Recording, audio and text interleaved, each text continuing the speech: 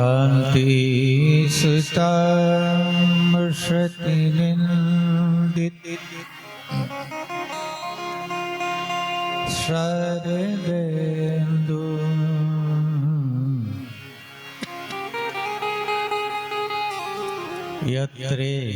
यत्रेकतो विलसिता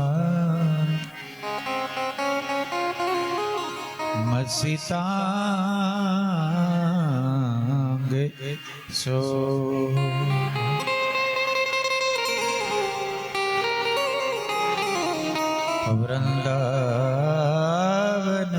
वृंदावनेति कृत्या मुनिगांग संगम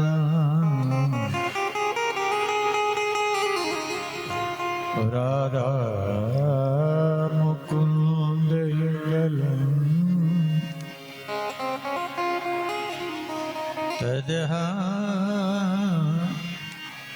नमाय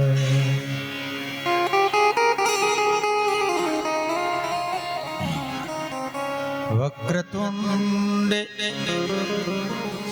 महाकाय सूर्यकोटि समप्रभ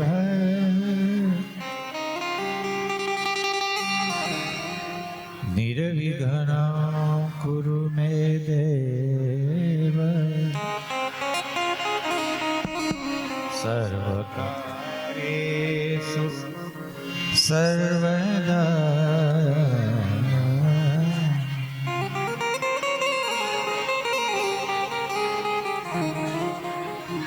या कुंदेतु तुषार हार धवलाया शुभ्र वस्त्रावृता या वीणा वरदंड मंडित करा या श्वेत पद्मासन या ब्रह्माच्युत संकल्प भूर्तिर्विदेवे सदा वंदिता सा मां पातु सरस्वती भगवती निशेष जाड्यापहा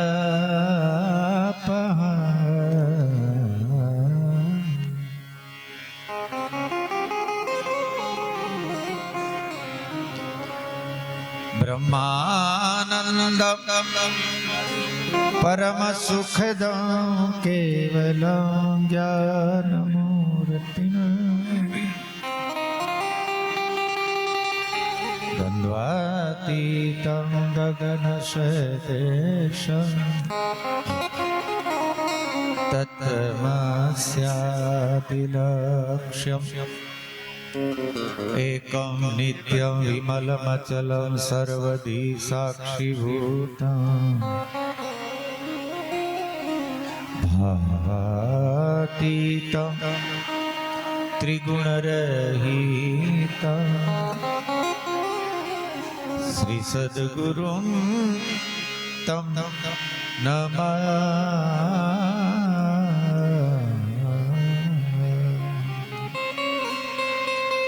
श्री सद्गुरुं तं नमामि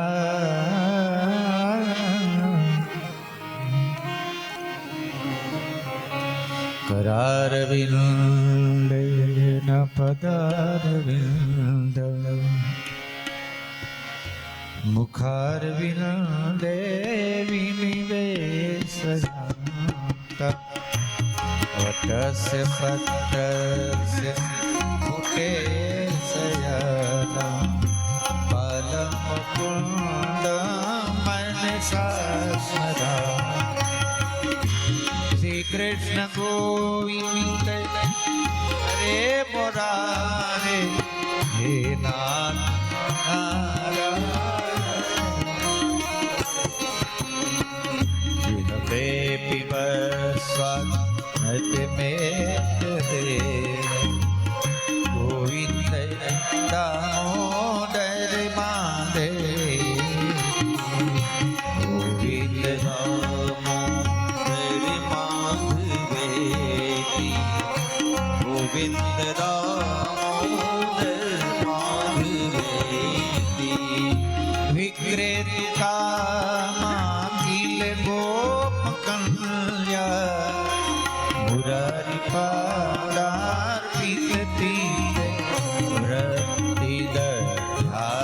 तम मोहवसाद गोचर गोविंद दामोदर माधवेति गोविंद दामोदर माधवेति गोविंद दामोदर माधवेति ग्रहे ग्रहे गोपवधू कदम्बा सर्वे मिलित्वा समवापे योगं पुण्यानि नामानि पठन्ति नित्यं गोविन्द दामोदर माधवेति गोविन्द दामोदर माधवेति गोविन्द दामोदर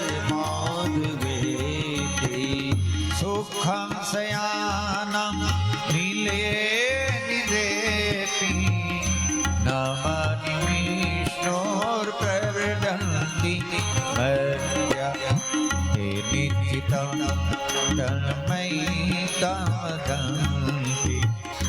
गोविन्द दामोदर माधवेति गोविन्द दामोदर माधवेति गोविन्द दामोदर माधवेति जिह्वे सदेवं भज सुन्दराणि नामानि कृष्णस्य मनोहराणि समस्तभक्ताति विनाशनानि गोविन्द दामोदर माधवेति गोविन्द दामोदर माधवेति भाव से गोविन्द दामोदर माधवेति सुखावसाने इंद में वसारम दुखवसाने इंद में वे देहावसाने इंद में वजप्यम गोविंद दामोदर माधवेति गोविंद दामोदर माधवेति गोविंद दामोदर माधवेति श्री कृष्ण राधा वर गोकुलेश गोपाल गोवर्धन नाथ विष्णु जी बस मृत में देव गोविंद दामोदर माधवेति गोविंद दामोदर माधवेति गोविंद दामोदर माधवेति विहवे रस गे मधुर प्रियात्म सत्यं हि त्वां परमं वदामि आवर्णयेत मधुराक्षराणि गोविन्द दामोदर माधवेति गोविन्द दामोदर माधवेति गोविन्द दामोदर माधवेति त्वामेव याते मम देहि जीवे समागते दण्डधरे कृता वक्तव्यमेवं मधुरं सुभद्य गोविन्द दामोदर माधवेति गोविन्द दामोदर माधवेति गोविंद दामोदर माधवेति गोविंद दामोदर माधवेति गोविंद दामोदर माधवेति गोविंद दामोदर माधवेति गोविंद दामोदर माधवेति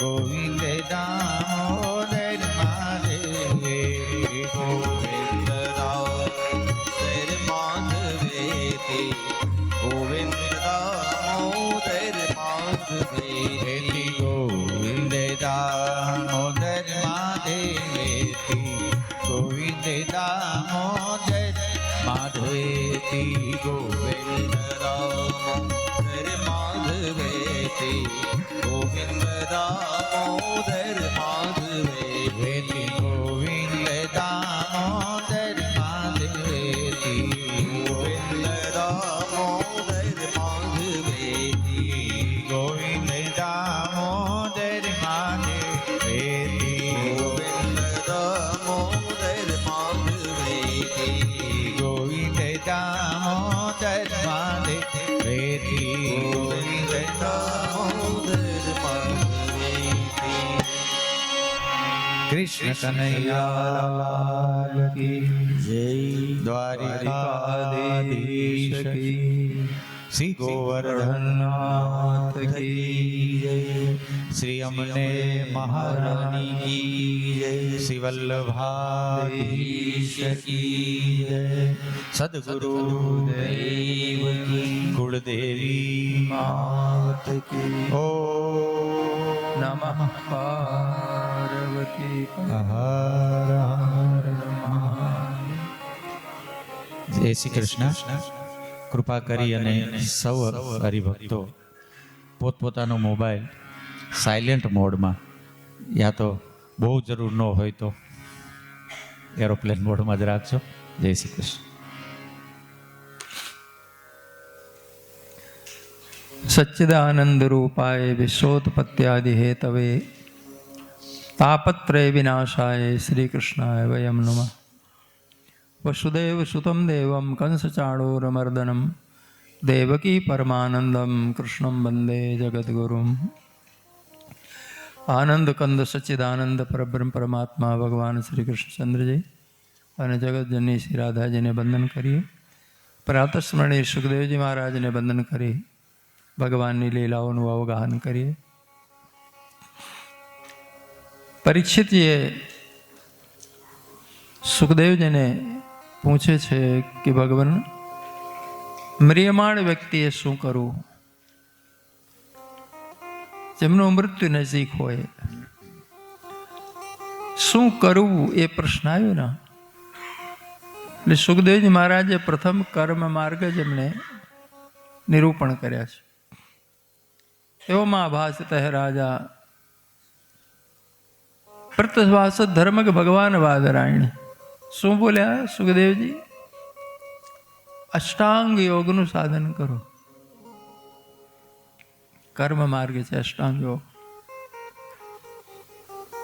પરીક્ષિત ક્ષત્રિય છે અને ક્ષત્રિયો કર્મયોગી હોય, કર્મમાં જ એમનો ચોર હોય, પ્રબળતા હોય. સ્વાભાવિક દરેક વર્ણનો જન્મથી સ્વભાવ હોય છે. બ્રાહ્મણ કર્મયોગી ઓછા હોય, જ્ઞાન યોગી હોય. ક્ષત્રિયો અને વૈશ્યો કર્મયોગી હોય. અને સરેરાશ મોટા ભાગે બધા ભક્તિ યોગી હોય. અષ્ટાંગ યોગ આમ બોલવામાં ભલે 2 મિનિટ લાગે છે, પણ સાધન કરવામાં 2-4 જન્મ જાય. યમ, નિયમ, આસન, પ્રાણાયામ, પ્રત્યાહાર, ધારણા, ધ્યાન અને સમાધિ 8 પગથિયા છે, 8 અંગ. યમ એટલે શું? અહિંસા, સત્ય, સ્તેય, બ્રહ્મચર્ય, અપરિગ્રહ. આ 5 બરાબર પાડી શકો તો યમ પાડ્યો કહેવાય. અહિંસા પહેલું જ સૂત્ર આવે છે, અહિંસા. હવે અહિંસા 3 પ્રકારની હોય: મનસા, વાચા અને કર્મણા. 3 પ્રકારે હિંસા છોડવી. કોના માટે છે? જેને સમાધિ પ્રાપ્ત કરવી છે એના માટે. બધા માટે નહીં હો. આપણે કોઈ ઉપર હાથ ઉપાડીએ, ઈજા કરીએ તો હિંસા કહેવાય. પણ વાણીથી હિંસા થાય. કોકને એવા શબ્દ બોલીએ કે વર્ષો સુધી રોવે, યાદ કરે તો ભૂલે જ નહીં. તમાચો મારેલો હોય ભૂલી જાય, પણ વેણ ભૂલે નહીં. તો ઘણી વાર કર્મથી કરેલી હિંસા કરતા વાણીથી હિંસા કરેલી વધારે ઊંડી જાય છે, અને એના કરતાં વધારે હોય છે માનસિક. હવે તમને એમ થશે કે અમે મનમાં વિચાર્યું છે, એમાં ક્યાં કોઈને ખબર છે સામાને શું નડ્યું. ભલે સામાને ખબર નથી પડી, પણ તમારે અંતર્યામી બેઠો છે એને તો ખબર પડી છે ને.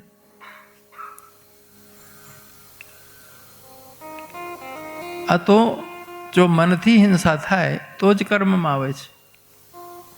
સૌથી પહેલા વિચાર આવે,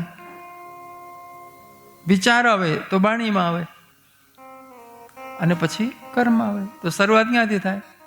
મનથી. તમારે એક મકાન બનાવવું છે તો સૌથી પહેલા તમારા મગજમાં બનાવશો કે નહીં?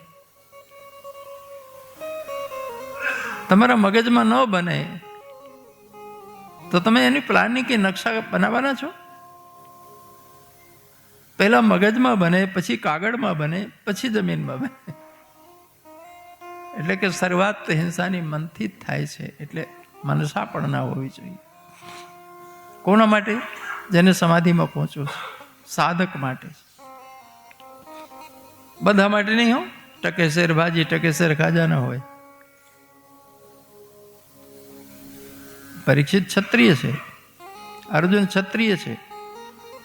ભલે શ્રી કૃષ્ણ ગીતામાં કહે છે અહિંસા સત્યમ ક્રોધ ત્યાગે શાંતિ રપેસુલમ.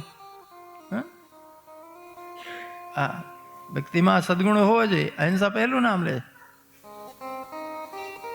પણ અર્જુન ક્ષત્રિય છે. આજ્ઞા શું કરે છે? મામનું સ્મર યુદ્ધ જા, મારું સ્મરણ કર ને યુદ્ધ કર. તો શું યુદ્ધ ફૂલમાલાથી ને કંકુ ચોખાથી થવાનું છે? અહિંસાની પણ ક્યાં જરૂર છે અને હિંસાની ક્યાં જરૂર છે, એ વ્યક્તિમાં વિવેક હોવું જોઈએ. તમે ગમે એટલા ભલા છો, આખી દુનિયા ભલી નથી. આત્માનમ સતતમ રક્ષેત. શાસ્ત્ર આજ્ઞા કરે છે કે સૌથી પ્રથમ ધર્મ, પ્રથમ કર્તવ્ય છે તમારું જીવનનું રક્ષણ કરવું. અને આત્મરક્ષા માટે તમારે હિંસા કરવી પડે તો કદાપી હિંસા નથી, આત્મરક્ષા છે. એ હિંસા નથી, આત્મરક્ષા છે. અહિંસાની અતિ જૈન સંપ્રદાયમાં છે. મોઢામાં પટ્ટી બાંધવી, ઉકાળેલું પાણી પીવું. કેમ પાણી ઉકાળી પીવું? એમાં જીવાત હોય છે, બેક્ટેરિયા હોય છે. અમે પી જઈએ તો હિંસા થઈ. તો ઉકાળો તો હિંસા ન થાય? તો કે અમે ક્યાં ઉકાળીએ છીએ, ભક્તો ઉકાળીને આપે છે. કે પાણી પીવું છે તમારે, પાપ બીજો કરે? આ કેવી નહીં આવી? હોવના જ પાપ ઘણા છે. એટલે અતિ સર્વત્ર વર્જયત. અહિંસા, સત્ય, અસ્તે, બ્રહ્મચર્ય, અપરિગ્રહ. સત્ય થોડી કાલે ચર્ચા કરી હતી. અસ્તે એટલે કોઈનું પણ લઈ લેવાનું ભાવ ન જાગે કોઈ પણ રીતે, ક્યાં મને મળો. અને અસ્તે કહેવાય. અને સ્તેનો સીધો અર્થ હોય છે ચોરી ન કરવી. પણ સાધક માટે કોઈનું પણ મારે જોઈતું જ નથી. અસ્તે. બ્રહ્મચર્ય, બ્રહ્મચર્ય તમે સમજ્યા હશો. બ્રહ્મચર્ય એટલે કુંવારા રહેવું નહીં. કુંવારા રહેવું જુદી વાત છે. પરણિત પણ બ્રહ્મચર્ય રહી શકે છે. બ્રહ્મ વત્તા ચર્યા. ચર્યા એટલે આચરણ, જેનું દરેક કર્મ બ્રહ્મ પરક છે, બ્રહ્મ માટે છે, ભગવત પ્રાપ્તિ માટે છે, ભગવત સમર્પિત છે, ભગવત સ્મરણપૂર્વક છે. એ બ્રહ્મચારી છે. બ્રહ્મચર્ય મેં સાચો અર્થ છે કે જેના તમામ કર્મો, એમના ભાવો બ્રહ્મપરક હોય, એ બ્રહ્મચારી. બ્રહ્મમ આચરતી બ્રહ્મચારી. જેનું આચરણ બધું બ્રહ્મમય છે, બ્રહ્મમાં જ છે. બ્રહ્માર્પણમ હવિર બ્રહ્માગ્નો બ્રહ્મણાવતમ બ્રહ્મૈવ તેન ગંતવ્યમ બ્રહ્મકર્મ સમાધિના. આ ભાવથી જે જીવે છે એ બ્રહ્મચારી છે અસલ. કુંવારા પણ બ્રહ્મચારી હોઈ શકે અને પરણેલા પણ બ્રહ્મચારી હોઈ શકે. આનું નામ બ્રહ્મચારી. જીવનમાં સૌથી પહેલું આશ્રમ બ્રહ્મચર્ય આવે છે, પછી ગૃહસ્થ આવે, પછી વાનપ્રસ્થ, પછી સંન્યાસ. તો બ્રહ્મચર્ય આશ્રમ એટલા માટે કહેવામાં આવ્યું છે કે અત્યારથી એના મનમાં દૃઢ થઈ જાય કે મારો જીવનનો છેલ્લો લક્ષ્ય મારે બ્રહ્મને જાણવું છે, પરમાત્માને પામવું છે. તમે ઘરથી બધા નીકળ્યા, ક્યાં જવું છે? કથામાં. લક્ષ્ય શું છે? સત્સંગ ને. તો તમે આ જીવનમાં આવ્યા સંસારની યાત્રામાં, છેલ્લે ક્યાં પહોંચવું છે? આમ તો બધા મોતમાં જ પહોંચે છે, મહાણે જ પહોંચે છે. બધાનું એક જ સરનામું છે. બેફામ તો એ કેટલું થાકી જવું પડ્યું, બાકી તો મારે જેવું હતું ઘરથી કબર સુધી. લોકો ગમે એટલા સ્પીડથી દોડતા હોય પણ પહોંચે છે ક્યાં? મૃત્યુમાં. એ તો દેહ પહોંચે છે, મારે ક્યાં પહોંચવું છે? આ જગતમાં સૌથી શ્રેષ્ઠ ખરેખર પામવા જેવું શું છે? કે જગતનું અંતિમ સત્ય હોય તે. એટલે બ્રહ્મચર્ય આશ્રમ નામ પડ્યું. બ્રહ્મ શબ્દ આવ્યો ને. તારું આખું જીવન એ લક્ષ્યમાં રહે કે છેલ્લે મારે બ્રહ્મને મેળવવું છે. જીવનમાં જરૂરિયાતો હશે એ તો પ્રાપ્ત કરીશ, એ તો કર્તવ્ય છે, આવશ્યકતાઓ છે, પણ અંતિમ પ્રાપ્તવ્ય પરમાત્મા છે. એટલે બ્રહ્મચર્ય આશ્રમ. અને 25 વર્ષ સુધી બધી ઇન્દ્રિયોમાં કંટ્રોલ કરવું, એની ટ્રેનિંગ આપવામાં આવે. એક નહીં, બધી ઇન્દ્રિયો. પછી વ્યક્તિની જીવનમાં કદી કોઈને ટકોર ન કરવું પડે, એટલો સંયમિત હોય. આપણા શાસ્ત્રો કહે છે કે માત્ર સંતાનને જન્મ આપવા માટે જ શરીરોને ભોગવા, શરીર સંબંધ કરવા, બાકી જરૂર નથી. હવે તમને એમ લાગશે કે મહારાજ ટાળાપોરના ગપ મારે છે. આવું હોય ખરું? ગપ નથી મારતો. હું તમને જ પૂછું છું, એક બાળકને, એ ભલે કસાઈના ઘરે જન્મ્યો હોય, પણ એક જૈનના ઘરે જન્મતા જ મૂકી દો ને આવું ઉછેર થાય તો પાકો અહિંસાવાદી થશે કે નહીં? કસાઈ થશે? નહીં થાય. હવે એ જે વાતાવરણમાં રહ્યો છે કે પગ નીચે કીડી કે મંકોડો આવી જાય અને નજર પડે તો એને સિસકારી નીકળે મોઢામાંથી, અરે રે જીવ મરી ગયો મારા. આ જો ટ્રેનિંગ થઈ ગઈ કે નહીં? ભાવ બની ગયા કે નહીં? હું કહું છું જૈન ઘરનો છોકરો હોય, જન્મ હોય, કસાઈના ઘરમાં મૂકી દો, યાં છોરો, યાં જુવાન થાય. તમે અપેક્ષા રાખો છો અહિંસા પરમો ધર્મ બોલશે? આ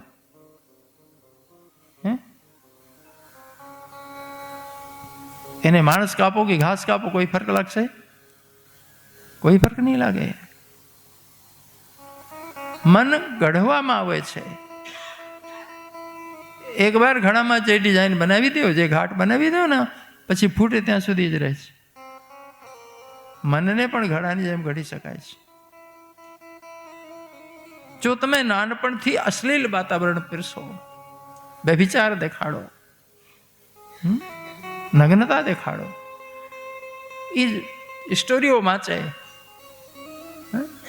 આ રીતે ભડકીલા તમારા આચરણ હોય, ભડકીલા તમારા લુગડા હોય, એ 100% જીવનભર બેભિચારી રહેશે. ઘરડો થશે ને, ટાંટી આમ ધ્રુજતા હશે ને તોય નજર બગાડતો હશે આરામી. પણ બાળપણથી જેને કોઈ ગુરુકુલમાં શિક્ષણ મળી હોય ને, એ સપત્ની હોવા છતાં એ માત્ર સંતાન પ્રાપ્તિ માટે જ સંસાર ભોગતો હશે, બાકી નહીં ભોગતો હોય. આ 100% સત્ય કહું છું. હું તમને કહું છું કે મનુષ્યને મૂકી અને 84 લાખ પ્રાણીઓમાં એક પ્રાણી મને બતાવી દો જે સંતાન પ્રાપ્તિ સિવાય શરીર ભોગવતા હોય તો. હજી 3 દિવસ શું તમારી પાસે, મને બતાવજો ગોતીને. તો મનુષ્ય તો બુદ્ધિનો ઠેકો લઈને આવે છે ઉપરથી, મોટો ઠેકેદાર છે બુદ્ધિનો, જ્ઞાનનો. મૂઢ પ્રાણીઓમાં પણ જો એટલો સંયમ હોઈ શકે તો મનુષ્યમાં ના હોઈ શકે? આખા જગતને બે વિચારી બનાવનાર પશ્ચિમના લોકો, રાક્ષસ લોકો, એમાં 1 નંબર આવે ઇસ્લામનો. આખી દુનિયામાં બળાત્કાર કર્યા હોય માણસો તો મુસલમાનોએ કર્યા છે. બાકી બળાત્કાર ધરતીમાં કદી થતા નતા. જ્યારથી ઇસ્લામ પેદા થયો ત્યારથી શરૂ થયા છે. તપાસ કરી લેજો. એ વિચારધારા ઉપર છે કે માણસ કઈ રીતે ઘડાયો છે. ઘણા જોજો તમે સંતો, સાધકો, બાળ બ્રહ્મચારી નાનપણથી બેસ પહેરીને બેઠા છે. કોઈ જિંદગીમાં આંગળી નથી ચીંધી શક્યો. તે માણસ નથી. લોકો એવી ફિલોસોફી કરે આ તો સંભવ જ નથી, આ તો કુદરતી છે, આ તો હાર્મોન્સ છે. અરે અમને હાર્મોન્સની ખબર પડે છે.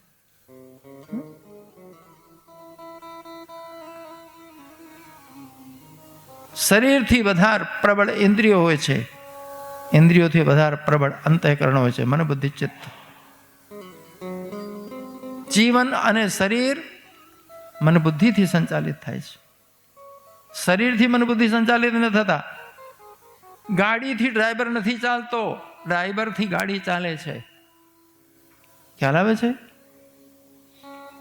રાક્ષસો, દુષ્ટ લોકો આખા દેશને દુશ્ચરિત્ર બનાવી નાખ્યા છે. તમે જેવું શિક્ષણ આપશો, જેવું વાતાવરણ આપશો, એવું જ ઘડાશે ને માણસ. અને એક બાર ઘડી ગયો તો પાકા ઘડે કાંઠો ચડતો નથી. ઠીકરો થાય ફૂટીને, કાંઠો ન ચડે. આટલું સામાન્ય મનોવિજ્ઞાન નથી સમજાતું. તમે જેમને ઉચ્ચ શિક્ષા સંસ્થાનો કહો છો ને, કોલેજ, યુનિવર્સિટી, સૌથી વધારે સત્યાનાશ કરનારા સંસ્થાનો એ જ છે આજે આ જમાનામાં. ત્યાંથી જો બચીને આવી જાય, ત્યાંથી જો બુદ્ધિ રહી જાય તો સૌભાગ્ય. બાકી બુદ્ધિનો સત્યાનાશ કરવાના સેન્ટર છે આ બધા. મને માફ કરજો, હું કઠોર બોલું છું, કારણ કે આ બધા ત્યાંથી સર્ટી લઈને બેઠા છો.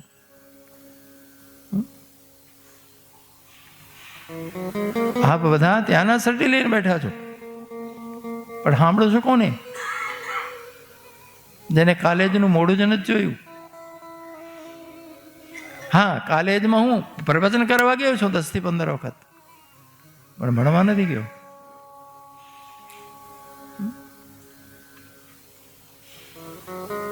એનો અર્થ એ નથી કે ભણવા નથી ગયો એટલે હું બોલું છું. જીવનની વાસ્તવિકતા બોલું છું. અહિંસા, સત્ય, અસ્તેય, બ્રહ્મચર્ય, અપરિગ્રહ, લોભી ન હોવું, સંગ્રહખોર ન બનવું. એટલું બધું સંગ્રહ કરે લોકો. જેને યોગી થવું છે, સમાધિ તરફ જવું છે, સંગ્રહ ના કરવો, કાલની ચિંતા નહીં કરવાની.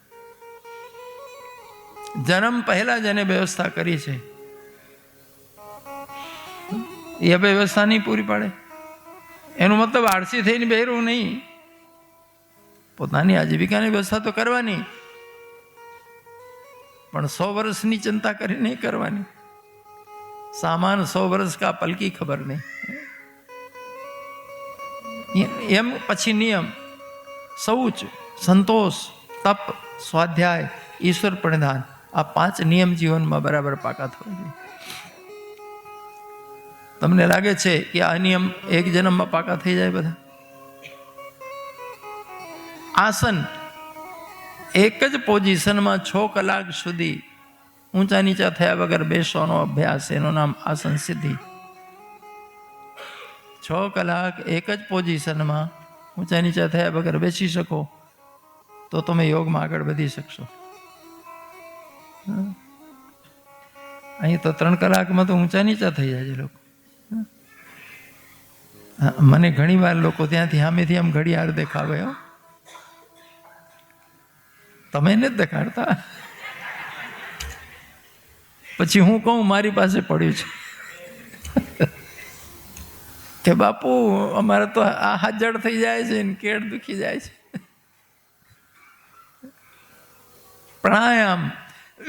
પ્રાણાયામમાં કલાક સુધી શ્વાસ રોકવાનો અભ્યાસ કરી શકો તો પ્રાણાયામ સિદ્ધ થયો કહેવાય.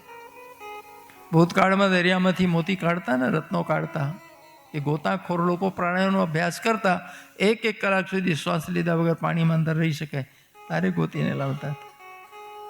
હવે અત્યારે તો ઓક્સિજનના બોટલા પીઠમાં બાંધીને આખું કીટ પહેરીને જતા રહે છે, વાંધો નહીં. પણ પહેલાં કીટો નહોતી છતાં દરિયામાંથી બધા રત્નો ગોતતા હતા. એ પ્રાણાયામથી કરતા હતા. પ્રત્યાહાર એટલે ઇન્દ્રિયોને એક જગ્યા પોતાના હૃદયમાં સ્થિર કરી દેવી, એટલે ઇન્દ્રિયો ક્યાં બહાર જાય નહીં. આંખ નાક કાન ભલે ખુલ્લા છે પણ કોણ આવ્યું ને ગયું નહીં દેખાય, કોણ શું બોલે છે નહીં સંભળાય, કોઈ સુગંધ નહીં મળે. કાચબાની જેમ હાથ પગ સમેટે ને સમેટેલો, નહીં તો આખી દુનિયા શાંત થાય તારે ધ્યાન કરશું તો દુનિયા તો શાંત પડવાની જ નથી. આપ શાંત થઈ જાઓ. ધારણા, ધારણા એટલે શું? અખિલ બ્રહ્માંડમાં એક તો શ્રીહરિ, એ તમારા અંતરમાં એ દ્રઢ ભાવ થાય અને એ ભાવ તમારામાં લાગુ પડી જાય તો કોઈ પણ જગ્યા દૃષ્ટિ પડે સૌથી પહેલા તમને ચૈતન્ય દેખાશે કે પરમાત્મા અનેક રૂપે લીલા કરી રહ્યા છે. જ્યારે આખા જગતમાં બ્રહ્મ ભાવ થાય પછી ધ્યાન શરૂ કરજો તો ધ્યાન લાગશે. જ્યાં સુધી આ બધા નિયમો પૂરા નથી થયા ત્યાં સુધી ધ્યાન લાગતું નથી. લોકો સીધે સીધા ધ્યાનમાં લાગી જાય છે, પછી કંઈ લાગતું નથી. કે પ્રાઇમરી નથી બેઠા, હાઈસ્કૂલ નથી ગયા અને સીધો તમારે કોલેજમાં વહી જવું છે. ધારણા સિદ્ધ થાય એ જ વખતે બધી સિદ્ધિઓ આવે છે. દિવ્ય સિદ્ધિઓ હોય ને, ધારણા સિદ્ધ થયા પછી સિદ્ધિઓ આવે. જો સિદ્ધિઓમાં ફસાણો તો ગયો, પછી સમાધિ કદી નહીં લાગે. ધારણા સિદ્ધ પછી ધ્યાન લાગે, ધ્યાન પરિપક્વ થાય તો સમાધિ ઉતરે છે. પણ ધારણા પછી ભટકી જવાની મોટી સંભાવના હોય છે. અહંકાર આવી જાય છે. સમાધિમાં ખબર પડે છે કે શરીર જન્મે છે, શરીર જુવાન થાય છે, શરીર બંધ થાય, શરીર મરે છે, મને કદી કંઈ થયું નથી. જ્યાં મને કહીએ છીએ તો અમે તો શરીરને જ કહીએ છીએ, પણ યોગી જ્યારે મને કહે, હું કહે તો શરીરને નથી કહેતો, એની આત્માને કહે છે, ચૈતન્યને કહે છે. એ ચૈતન્ય કદી જન્મ્યો નથી, જુવાન ઘરડો થયો નથી, હાજો માદો પડ્યો નથી, એને પાપ પણ કદી સ્પર્શ્યા નથી. એ શાશ્વત છે. એ સમાધિમાં જ અનુભવ થાય છે, તે પહેલા થતો નથી. હવે જ્યારે અનુભવ થઈ ગયો કે હું કદી જન્મ્યો જ નથી તો હું મરી જઈશ એની બીક ક્યાં લાગે? જન્મ હોય તો અવશ્ય મૃત્યુ થાય, અને મૃત્યુ થાય અવશ્ય જન્મ લે. મુક્ત થાય તો જન્મ ન લે, મુક્ત થાય તો મૃત્યુ ન થાય, માત્ર દેહાવસાન થાય કે દેહની સમાપ્તિ થઈ ગઈ. પરીક્ષિતને આપ સૌથી પહેલા યોગનું બતાવે છે, પણ પરીક્ષિત યોગ કરતા નથી, 7 દિવસ ખાલી સાંભળે છે અને સુખદેવજી બોલે છે. પણ પ્રશ્ન આવ્યો તો જવાબ આપ્યો. જ્યારે ધારણાની વાત કરી અખિલ બ્રહ્માંડમાં માત્ર પરમાત્મા છે, બીજું કંઈ નથી, તો પરીક્ષિતને અનેક પ્રશ્નો ઉભા થયા કે ભગવાન પરમાત્માથી જગત કઈ રીતે ઉદ્ભવે છે, અને પરમાત્મા પોતે જ જગત બની ગયો છો તો પરમાત્મા બચ્યો ક્યાં? કઈ રીતે સર્જે છે, કઈ રીતે ચલાવે છે, કઈ રીતે પ્રલય કરે છે?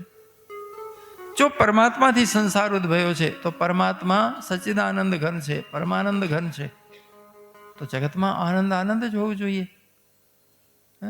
આંબામાં કેરી જ લાગે, બરાબર? બાવળિયામાં તો ન લાગે ને, કાંટા જ લાગે. તો પરમાત્માથી વિશ્વ ઉભો થયો હોય તો આનંદમય હોવું જોઈએ. આનંદ એ પરમાત્માનું લક્ષણ છે. આ જગત તો બહુ દુઃખવાળો છે, સંઘર્ષવાળો છે, આમાં તો ઘણા ડખા છે. પરમાત્મા જગતમાં કઈ રીતે સમાઈ જાય છે અને કઈ રીતે જગતથી બહાર રહી શકે છે? સુખદેવજી કહે છે, રાજન, તમારા કોઈ પ્રશ્ન જવાબ નહીં આપું, હું તમને સત્સંગ આપું છું. ભાગવત ગ્રંથ જે મારા પિતાશ્રીએ લખેલું છે, એમાં 18,000 શ્લોકો છે, 12 સ્કંધો છે. એ હું તમને સંભળાવું છું. પ્રશ્નોના જવાબ સ્વયં તમારા અંતરથી તમને મળતા થશે. આ બહુ સરસ વાત કરી કે હું તમને જવાબ નહીં આપું, સત્સંગ આપું છું. જીવન રોજ નવા પ્રશ્નો કરે છે. જિંદગી હશે ત્યાં સુધી પ્રશ્નો રહેશે. અને રોજ રોજ કોકને પૂછવા જાઓ તો રોજ છીનો લઈને ખાઓ, એ જિંદગી ઉદાહરણ ક્યાં સુધી ચાલે? અને લોકો જવાબ આપશે તે કેટલા સાચા એની ખાતરી ખરી? તુંડે તુંડે મતરભિન્ના. જો એકની દવા બીજાને કામ નથી લાગતી, હો લાગે? ડાક્ટર સાહેબ એક મરીઝને જોતા હોય, એને દવાઓ બતાવતા હોય, સાંભળીને આપણી ચાલુ કરી દેવાની? ના, દર્દીએ જુદું ટ્રીટમેન્ટ, જુદી ચરી, જુદી દવા. એમ ભવરોગમાં પણ હોય છે. ગણિતના પુસ્તકમાં છેલ્લા પાનામાં બધા પ્રશ્નોના જવાબ લખેલા હોય છે. વિદ્યાર્થીઓ જો પરીક્ષામાં લખી આવે તો વાત તો સાચી છે, જવાબ તો સાચા નીકળશે. પરીક્ષામાં ભલે પાસ થાય પણ જીવનમાં નાપાસ થશે. જીવનમાં જુદા આંકડા આવશે. એ પોથીવાળા નહીં આવે, રોજ નવા આંકડા. એના કરતા સોલ્વ કરવાના ફોર્મ્યુલા શીખી લેવો ને, પાછલા પાના જોવા જ નહીં પડે. ગમે એટલા આંકડાના સરવાળા કે બાદબાકી કે ગુણાકાર કરવા હોય, એનો ફોર્મ્યુલા શું, પદ્ધતિ શું, એ શીખી લો. એ સાચું ને? સુખદેવજી કહે છે, હું તમને ભાગવત સંભળાવું. એ ભાગવત, એ જ્ઞાન એ ભગવાન નારાયણે નારદને આપ્યું, બ્રહ્માજીને આપ્યું. બ્રહ્માજી નારદે મારા પિતાશ્રીને આપેલું. અને મારા પિતાશ્રી એ જ્ઞાનની વ્યાખ્યા કરી આ શ્રીમદ ભાગવત ગ્રંથ લખેલું છે. 4 જ શ્લોક છે, પણ 4ને સમજવા માટે 18,000 થયા. 4 છે એ બીજ રૂપ છે. બીજમાં જે વસ્તુ નથી દેખાતી એ વૃક્ષમાં બધી પ્રગટ થાય છે. વૃક્ષમાં જે છે બધી બીજમાં છે, પણ ખાલી બીજ તમારી પાસે કોઈ મૂકી દે તો વૃક્ષ સમજાય નહીં? સમજાય નહીં. તો 4 થી કામ ચાલી જાત ને. હાથ દિવસ શું કામ ખર્ચો કરો? હા મેવા સે મેં વાગરે નાને સત સત્પરમ પશ્ચાદ હમે દે તચ્ચે સો શિષ્ય સો સ્વયં ऋतेर्थम यत प्रत्येत न प्रत्येते चात्मनि तद्विद्याध्यात मनोमाय यथा भासो यथा तमय यथा महांति भूतानि भूतानि जासन चेषुन प्रविष्टानि अनिप्रविष्टानि तथा तेषु तेषुम एतावदेव जिज्ञासम तत्व जिज्ञासुमात्मन अन्वय पितृगाभ्याम यत्स्यात् सर्वत्र सर्वदा. 4 શ્લોક. ભગવાન કહે છે કે જ્યારે જગતમાં કંઈ નહોતું ત્યારે ફક્ત એકલો હું હતો. અત્યારે વર્તમાનમાં જગત રૂપે હું જ દેખાઉં છું, બીજું કંઈ નથી. અને જ્યારે પ્રળયકાળમાં જગત સમાપ્ત થઈ જશે તો હું જ મારા નિજ સ્વરૂપમાં રહીશ, બીજું કંઈ નહીં હોય. તો આદિમાં, મધ્યમાં અને અંતમાં મારા સિવાય કંઈ નથી. પણ છતાં મારી ખબર નથી પડતી, જગતની ખબર પડે છે. એ મારી માયા છે. પરમાત્માથી જ જગત બન્યો છે. મેં કાલે કીધું હતું કે બધા ઘરેણા સોનાના બન્યા છે, પણ સૌથી પહેલા નજરમાં શું આવે છે? એ વીંટી છે, નેકલેસ છે, બુટી છે. હોનું છે કોઈ બોલે ના? એની આકૃતિમાં, ડિઝાઇનમાં જ મગજ ફસાઈ જાય છે. પણ મૂળ તત્વ શું છે એ તરફ ધ્યાન જતું નથી. તો જોઈએ છે મનુષ્ય છે ને, પશુ છે ને, પંખીડો છે ને, વૃક્ષ છે, પણ મૂળ તત્વ શું છે જેમાંથી ઘડાયા છે કે પરમાત્મા? તો ભગવાન કહે છે એ મારી માયા છે કે હું દેખાતો નથી, પણ મારા અનંત રૂપો દેખાય છે. અનંત રૂપ રૂપાય વિષ્ણવે પ્રવિષ્ણવે. આમ પરમાત્મામાં કોઈ રૂપ નથી, ચિન્મય છે. ચિદ એટલે બોધ, એ પરમ પ્રકાશ છે. પણ બધા આકારો એમાં જ છે, એમાંથી જ ઉદ્ભવ્યા છે. જેમાં કોઈ આકાર નથી, બધા આકાર એમાંથી જ ઉદ્ભવે છે. છતાં એમાં કોઈ આકાર નથી. આ વાત સમજાય તો નિરાકાર માનનારા ચોંટી પડે છે. પરમાત્મામાં કોઈ આકાર ન હોય, એની મૂર્તિ ન હોય. અલ્યા તારી મૂર્તિ ક્યાંથી આવી છે? તુંય મૂર્તિ છે.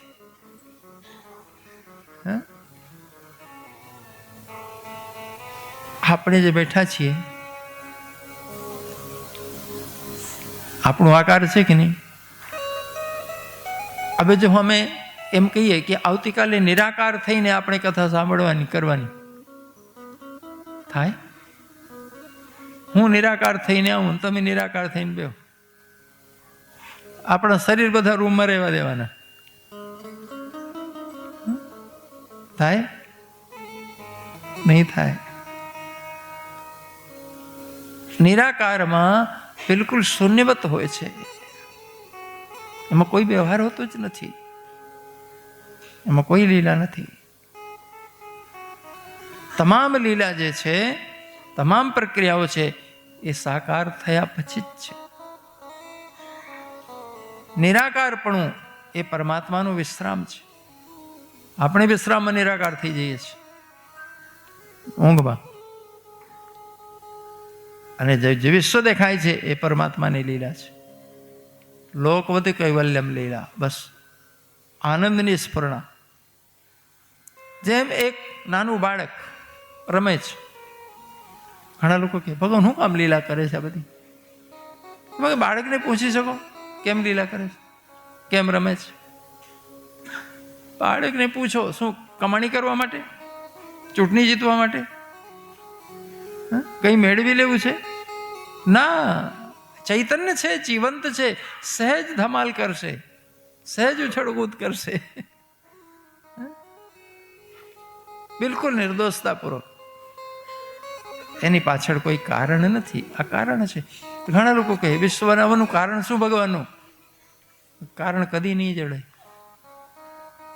નહીં કારણ જડે, કે નહીં આદિ જડે, કે નહીં અંત જડે, ચાલ્યા જ કરે છે.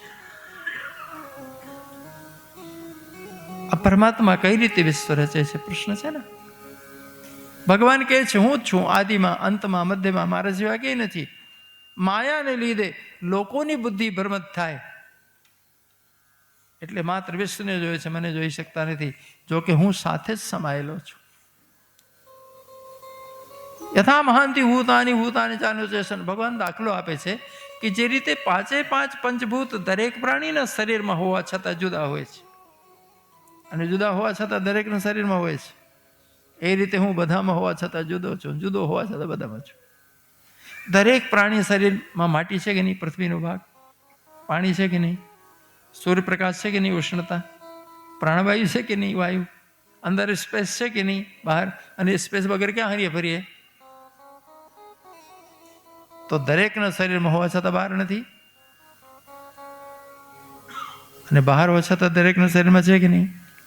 હવે ગમે એટલા જન્મ થાય તો પંચભૂતોને કોઈ હરખ નથી થતો, અને ગમે એટલા રોજના મૃત્યુ થાય એમને હોક નથી થતો. થાય છે? જબકે એમના વગર એક પણ શરીર નથી, ઉદ્ભવે જ નહીં, નિર્લિપ્ત રહી શકે છે ને. પરમાત્મા કહે છે રીતે હું બધામાં હોવા છતાં નિર્લિપ્ત છું, બહાર છું, બહાર હોવા છતાં બધામાં સમાયેલો છું. અન્વય વ્યતિરેકાભ્યામ યત્સાત સર્વત સર્વદા.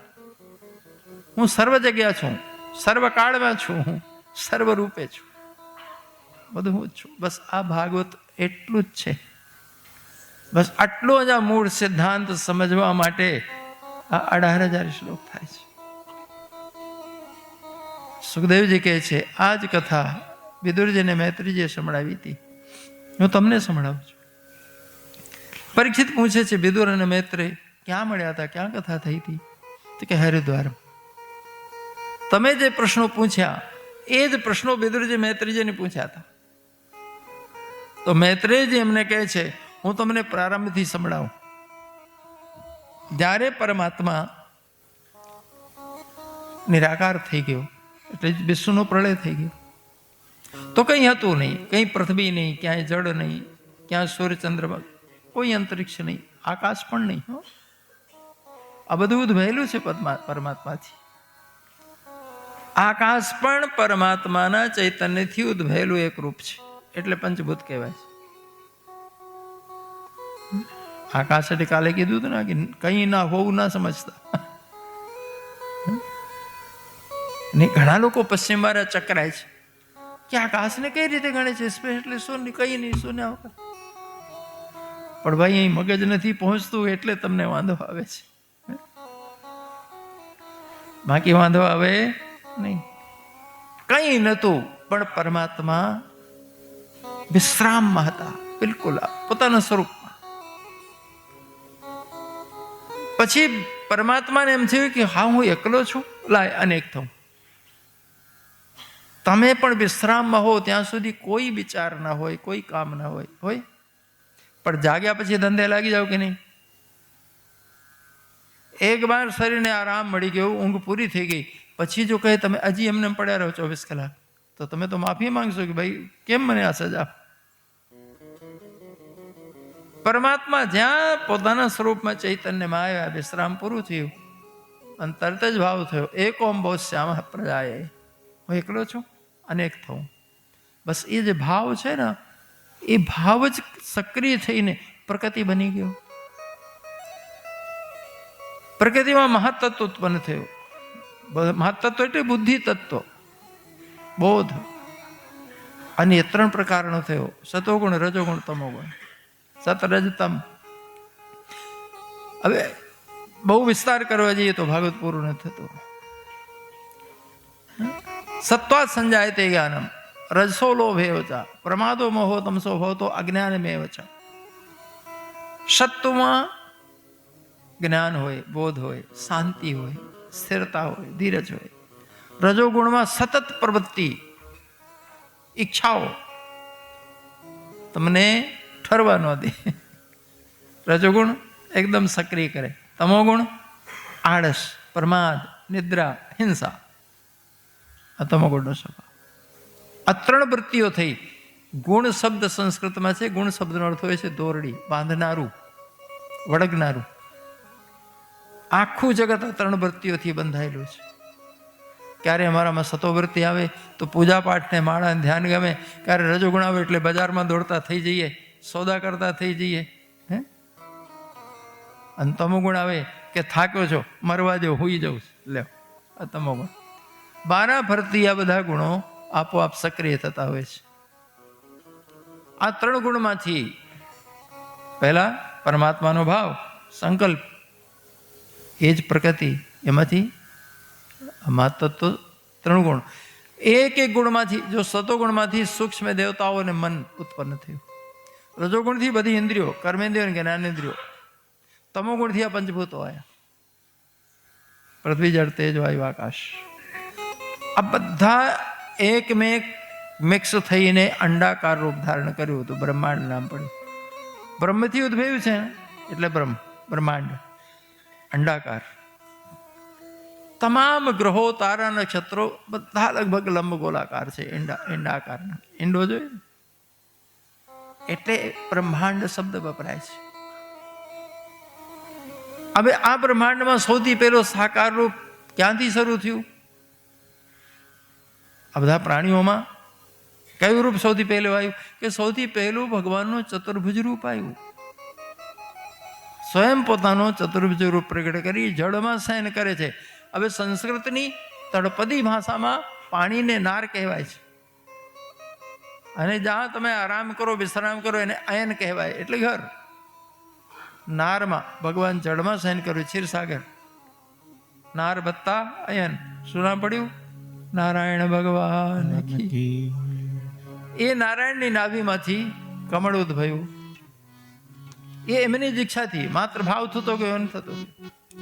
તમારામાં જે ભાવ થાય ને, એ ભાવ વિચાર બને, વિચાર બાર થાય, એક્ટિવ થાય એટલે પ્લાનિંગ બને એટલે પછી ક્રિયાશીલ થઈ જાઓ, ક્રિયાશીલ થાઓ તો બહાર કોઈ નિર્વાણ થાય.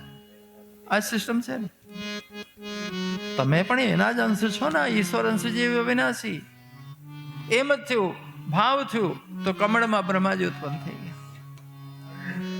આ સૃષ્ટિનો પ્રારંભ. બ્રહ્માજી જોવે છે કે ઉપર શૂન્યાવકાશ છે, નીચે પાણી છે. આ કમળ પાણીમાંથી આવ્યું છે, મૂળ ક્યાં હશે? ઉગ્યું ક્યાં? એ મારું મૂળ કહેવાય ને. તો બ્રહ્માજી દાંડી પકડી નીચે ઉતર્યા. 1000 વર્ષ સુધી ઉતરતા રહ્યા, પણ છેડો ન જડ્યો. થાકીને પાછા આવ્યા. વિચાર કરે કે બહાર છેડો નથી જડતો. મને કંઈક અંદર મનમાં સંભળાય છે, તપ કે તપ કરો, ધ્યાન કરો. તો ધ્યાનમાં ડૂબ્યા અને બ્રહ્માજીને દેખાણું કે ભગવાન નારાયણ શયન કરી રહ્યા છે, વિશ્રામમાં છે. એમની નાભીમાં કમળ છે અને કમળમાં હું છું. મારું મૂળ નારાયણ છે. તમે બહારથી તમારું મૂળ ગોતવા જાઓ કે તમારો સૌથી પહેલો પિતા કોણ, જ્યાંથી વંશ વહેલો શરૂ થયો, કેટલી પેઢી થઈ અત્યાર સુધીમાં? ગોતી શકશો? બહાર નહીં જડે. સમાધિમાં જશો તો જડી જશે. ભાગવત કહે છે આખા વિશ્વના તમામ પ્રાણીઓનું મૂળ પરમાત્મામાં છે. ત્યાંથી શરૂ થયા છે. અમૃતસ્ય પુત્રાહ વયમ. શું બોલ્યા છે? ભગવાનના હજારો નામમાં એક નામ છે અમૃત. પરમાત્મા સિવાય કોઈ અમૃત છે નહીં, અમર છે જ નહીં. બધું પરિવર્તનશીલ છે. એટલે એમનું નામ અમૃત. એની સંતાન છીએ અમે. કોના? પરમાત્માના. મૂળ અમારું ત્યાં છે. બ્રહ્માજીને ભગવાને આજ્ઞા કરી. ધ્યાનમાં જોવે છે ને ત્યારે ભગવાન આજ્ઞા કરે, સંકલ્પ રૂપે આખી સૃષ્ટિ તમારી અંદર પડી છે ને મારી અંદર પડી છે. અત્યારે જેમ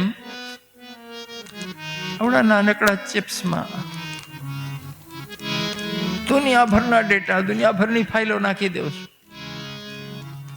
નાખી દેવ છે ને. આ ચિપ બનાવનાર કોણ? માણસનું મગજ ને. આખી દુનિયામાં તો જન્મથી અત્યાર સુધીમાં જે જોયું, સાંભળ્યું, સ્પર્શ્યું, વાંચ્યું એ બધું અહીં કોઈ ચિપમાં પડ્યા છે કે નહીં? દરેકની અંદર આખી સૃષ્ટિ પડી છે. યાદ રાખજો, ખાલી બ્રહ્માની અંદર નહીં. હા, એ ફાઇલ ખુલતી નથી આપણાથી. આપણને કઈ કોડ યાદ રહ્યા નથી. નહીં તો આખા બ્રહ્માંડની સૃષ્ટિના પ્રારંભથી અંત સુધી અનંત બ્રહ્માંડોની ફાઇલ દરેક મનુષ્યના ખોપડામાં પડી છે. પણ સમાધિમાં ગયા પછી જ કોડ વર્ડ મળે છે ને ફાઇલો ખુલે છે, વાંગે નથી ખુલતી. ભગવાન કહે છે બધું પડ્યું છે તમારી અંદર અને પ્રગટ કરો, સૃષ્ટિનો વિસ્તાર કરો, મારી ઈચ્છા છે. અને બ્રહ્માજી સૃષ્ટિનો વિસ્તાર શરૂ કર્યો. લલાટમાંથી સનકાદિકો, સનક, સનંદન, સનાતન, સનત કુમાર 4 એક સાથે આજ્ઞા કરી તમે બીજાને જન્મ આપો. એ ચારે ના પાડે છે. અમારે ધ્યાન કરવું છે, અમારે બખેડામાં નથી પડવું. બ્રહ્માજીને થોડી ગુસ્સો થયો કે મારા પુત્રો મારી વાત નથી માનતા. ક્રોધના કારણે રુદ્ર ભૃકુટીથી પ્રગટ થયા. ક્રોધ આવે ને તો સૌથી પહેલા અહીં જોર આવે. સૌથી પહેલા ક્યાં પ્રક્રિયા થાય? ભ્રુકુટીમાં. રુદ્ર એટલે ક્રોધને લીધે જે પેદા થાય ડરાવનું હોય, એટલે રુદ્રનો સ્વરૂપ ડરાવનું છે ને. રુદ્રને કહે છે તમે સૃષ્ટિ વધારો. તે તો ભૂત, પ્રેત, પિશાચ, સાકણ ડાકણ ઉત્પન્ન કરવા માંડ્યા કે બીક લાગે છે બંધ કરો. તો કે મને આવું જ આવડે છે. તો કે ધ્યાન કરો. ફરી પાછા બ્રહ્માજી પ્રયાસ ચાલુ રાખ્યો. દેવતાઓ, સિદ્ધો, ગંધર્વો, સાધ્યો બધા સૂક્ષ્મ દેવતાઓ ઉત્પન્ન કરે, એટલા જ રહી જાય, આગળ વંશ ન ચાલે. પછી એક એક અંગમાંથી બધા ઋષિઓને ઉત્પન્ન કરે. મરીચી, અત્રિ, અંગિરસ, પુલસ્ત, પુલય, ક્રતુ, ભૃગુ, વશિષ્ઠ, દક્ષ, નારદ, કરદમ બધા ઋષિઓને એક સાથે ઉત્પન્ન કર્યા એક એક અંગમાંથી. તમે પ્રજાની વૃદ્ધિ કરો. એ બધા કહે છે કે અમારામાં એટલી શક્તિ નથી, અમે તપ કરીને શક્તિ પ્રાપ્ત કરીએ પછી અમે સંતાન જન્મ આપશું. બધા ધ્યાનમાં લાગ્યા. બ્રહ્માજીને થયું કે હજી ક્યારે કરી રહેશે? મારી પ્રજાપતિ નથી, સૃષ્ટિ બત્તી નથી. એમની પોતાની જમણા અંગની શક્તિથી એક પુરુષ ઉત્પન્ન કર્યો અને ડાબા અંગની શક્તિથી ઉર્જાથી એક સ્ત્રી ઉત્પન્ન કરી દીધી, મનુ અને શત્રુપા. આમ બંનેને પરણાયા કે આજથી પતિ પત્ની થયા. બંનેના સંયોગથી હવે ગર્ભથી બાળકો જન્મશે એટલે આપોઆપ મારી સૃષ્ટિ વધશે. હંમેશા સ્ત્રી પુરુષનું આકર્ષણ એકબીજા પ્રત્યે રહેશે. બંનેનું મિલન થશે એટલે તરત જ સંતાનો આપોઆપ જન્મથી થઈ જશે. આ સિસ્ટમ બ્રહ્માજીનો હજી સુધી વાંધો આવ્યો. હવે સૃષ્ટિનો પ્રારંભ આપણા ધર્મગ્રંથો આ રીતે બતાવે છે. તો પશ્ચિમના લોકો શું કહે છે? Big bang theory. શૂન્યાવકાશમાં અચાનક ધડાકો થયો, વિસ્ફોટ થયો. હવે હું તમને પૂછું છું કે કોઈ વસ્તુમાં વિસ્ફોટ થાય, કોઈ વસ્તુ જ ન હોય તો શામાં વિસ્ફોટ થાય? અહીં તો ચૈતન્ય સત્તા છે, તો ચૈતન્ય સત્તાએ ભાવ કર્યો અને શરૂઆત થઈ. કંઈ હોય જ નહીં તેમાં શામાં પ્રક્રિયા થાય આજ મગજમાં ઉતરતું નથી. હું કોઈ વૈજ્ઞાનિકોનો વિરોધમાં નથી, પણ એ લોકોની માત્ર કલ્પના છે. વિસ્ફોટ થયું અને વિસ્ફોટમાંથી પછી બધું. હું તમને પૂછું, અત્યારે તમે ઘણા ફટાકડા ફોડો છો, આ મોટા મોટા મિસાઇલોને બમ ફોડે છે, એમાંથી કંઈ પેદા થાય છે? વિસ્ફોટથી બી ધ્વંસ થાય છે, નિર્માણ નથી થતું. મને તો આ ગળે નથી ઉતરતી કે વિસ્ફોટ થયો ને આ સંસાર ઉત્પન્ન થઈ ગયો. વિસ્ફોટથી વિનાશ થાય છે, વિધ્વંસ થાય છે.